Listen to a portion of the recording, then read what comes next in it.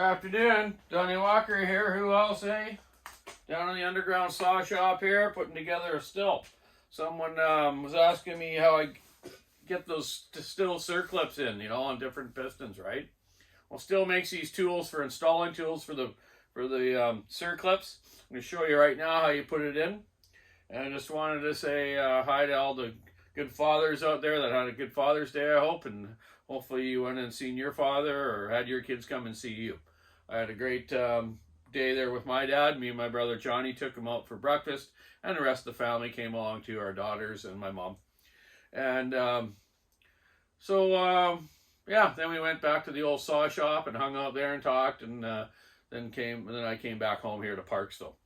In Qualicum, I live in French Creek, which is Parksville and Qualicum, and in between is French Creek, which is it's only 10 minutes either way, driving barely to each city, right? So I got on my bicycle yesterday and I went up to Qualicum to this great Father's Day car show they had. There was hundreds of cars, bikes, trucks there.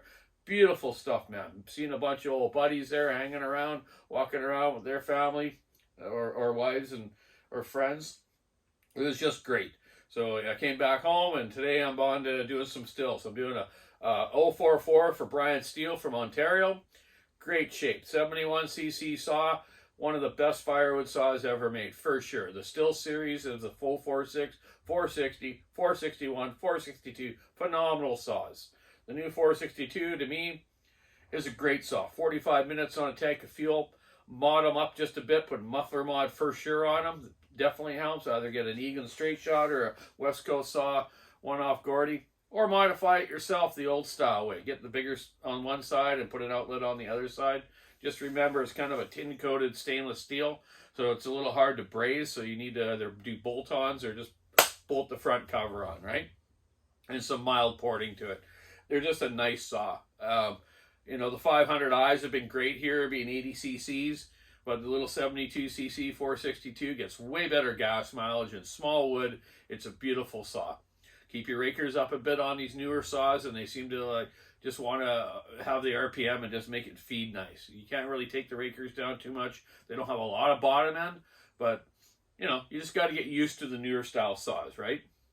The old big displacement ones we all ran before, you can take those rakers down and just lean on that sucker and work good. So let me show you how to put these circlips in. There's several different tools. This one here is designed for this size of wrist pin and this style of piston. And there is other ones to fit, obviously other pistons, okay? And wrist pins themselves. So what I do, first of all, is let's get this out of the way here. I don't know, a rope. So you can see it a bit. Right there's the piston with no circlip in it. Hope you can see that. Okay, there you go. You know me, I'm not the best filmer. So you take the circlip, put it on this tool here. It's got a magnet. So you put the circlip on there like so. And you take and push it in this sleeve part here. You got to have the flat. There's a little dowel there. Just get the ends of the circlip up on the flat part. Then put it in this tool. Push it in. Oh, sometimes. Oh, there it goes. Okay. Get it in there. Oh, this one didn't quite go right. I'm going to just push it through again. Okay. Got a little sideways on me there. Okay. Normally it goes first bam, but because I'm filming, it's doing that. Okay. In the tool here. Push it forward. Okay. Take this and then turn it around now so you can push this in. I just kind of tap it, get it close to the end, right? Get it close to the end. Then set it in the piston here. Hold the first part of the tool, then use the long part, push it in, click, and it goes, okay? No reason to turn it or anything. It sits in there just perfect, okay? So yeah, on these, there's different sizes of these from Stihl for all different models of their motors, right? And that's the best way is this type of circlip. You see the aftermarket cylinders for Huskies and Stihls come with the ones with the little tang on it. which end up vibrating and breaking off and going through your motor. So these type of circlips are definitely the best on the market. It's the way to go. They're used in motorcycle motors, like dirt bike motors. They're used in go-kart engines that are real high revving, and we never have any piston in the cylinder problem or circlip problems with them. So yeah, I've got this cylinder ported up, the base cut tad, exhaust port to my spec, lower transfers, higher transfers. Piston's been the windows have been cleaned up on it and whatnot, and I've done a slightly bit of a chamfer on the bottom of the intake that I like to do to give it just a little more intake timing. I don't like to do much more intake timing on these, but that just gives a little more snappiness, and it's nicer for limit and whatnot, right? Okay, let's get our ring tool on here and get this back together. I still need to go through the carburetor, because I always do. I don't care if it was running fine for the customer. I look at it anyways. Okay, get our piston cylinder on there. You just hold that clamp on there, and then just push down on the cylinder lightly, okay? Don't force it too hard in case you don't have the ring in the right spot or something. Just be careful. I've done so many, and I do so many that I'm pretty quick at it, as you see. Get the new gasket down there lined up better. The rubber boot into the hole. I always put the boot on, of course, on the cylinder when I'm reassembling.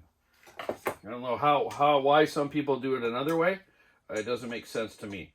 It's just very awkward. Okay, get your 4 screws started.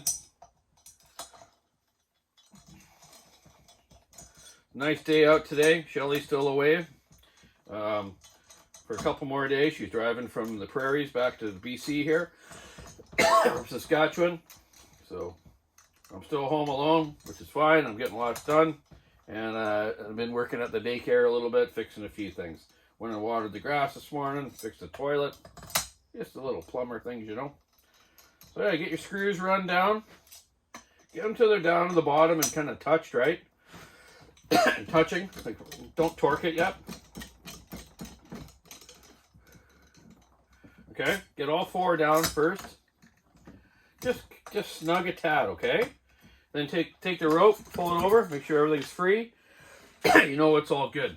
Take your needle nose that aren't too sharp. I have blunt ones for this reason. And just pull the boot through the intake here. So you're ready to go to assemble your carburetor and your little sleeves that go on the intake. About 120 pounds is the right torque on these. I don't use the torque gauge. You can if you want, but I do so many. I know the second click of my wrist is a good torque. Okay, there you go. That's assembled. I'll go through this beautiful HD carburetor now and make sure it's all functional properly and no one else has messed around with it. They're the lung in the engine, so always check your fuel system over on any rebuilds, even though it was running right for the fella. Was it running properly right? You know, you don't know. Some people don't understand, right? So I'm going to go right from the fuel filter to the carburetor, check the fuel line. I've checked out the Paul sign, looks fine. Yeah, just a great saw, man. It's going to be a nice saw for you, Bryan. So I'm going to get it finished up here today, box it up, get it back to you. And then you can do some cutting before maybe fire season out there, or save it to the fall, right? So there you go. Keep your saw in the wood, sticking nice, rubbing around. Your saw is tuned up. I just listed an old 266 that had no scoring at all on it, 1991 model, on the Husqvarna Builders page. A couple guys have already reached out to me, so I'm just going to sell it the way it is so someone can actually rebuild it and go through it themselves. Like, I don't have time to do old saws like that. And the ones that I do have, I just set aside that I want to do later, and then I will do them, you know, down the road, right? But for now, I just thought, you know what, I'd offer this one to someone that wants a project and learn how to do it and get her happening for yourself. So there you go. They're one of the best saws ever made too, by the way. Great saw. Keep sawing wood, sticking ass, rubbing around. Have a great day. Bye.